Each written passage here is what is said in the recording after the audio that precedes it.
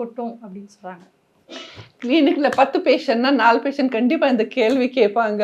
Doctor நான் helmet போடுறேன், எனக்கு ஹேர் ஃபால் வருமா?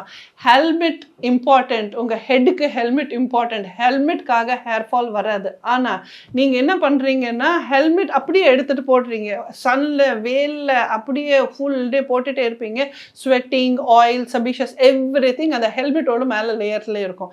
ரெண்டாவது காலில் ஏந்திச்சிங்கன்னா திருப்பி ஹெல்மெட் போட்டு திருப்பி போடுறீங்க. நான் வாஷிங் எப்போ பண்ணுவாங்க? நம்ம ஹெல்மெட் கொஞ்சம் தெரியல, அவ்வளோ காமனாக யாருமே பண்ண மாட்டாங்க. உங்களுக்கு ஹெல்மெட்காக ஹேர் ஃபால் வரல, அந்த இன்ஃபெக்ஷன் இருக்குல்ல, அந்த ஃபங்கல் இன்ஃபெக்ஷன், இச்சிங் எல்லாம் வரும்ல, அது காரணம் தான் உங்களுக்கு ஹேர் ஃபால் வரலாம். ஸோ இதுக்கு நீங்கள் என்ன பண்ணணும், எப்போவுமே ஒரு 3 நாள் கர்ச்சீப் வைக்கணும். இல்லைன்னா 7 கர்ச்சீப்பை வைங்களேன். ஒரு நாள் ஒரு கர்ச்சீப் போட்டுட்டு அதுக்கு மேலே ஹெல்மெட் போட்டிங்கன்னா ஃபர்ஸ்ட் திங் ஹெல்மெட்னால வருது ஃப்ரிக்ஷன் எல்லாம் கம்மியாயிடும். நீங்கள் கர்ச்சீப் போட்டிங்கன்னா அந்த ஸ்வெட்டிங் எல்லாம் வந்துச்சுன்னா அந்த கர்ச்சீப் அப்சார்ப் பண்ணும். ஸோ ஹெல்மெட் நல்லா க்ளீனாக தான் இருக்கும். அப்போது உங்களுக்கு ஹேர் ஃபால் வரதுக்கு சான்சஸ் கம்மியாக இருக்கும். Hygiene the key. So keep your scalp clean, keep your hygiene, உங்கள் ஹேர் நல்லா இருக்கும்.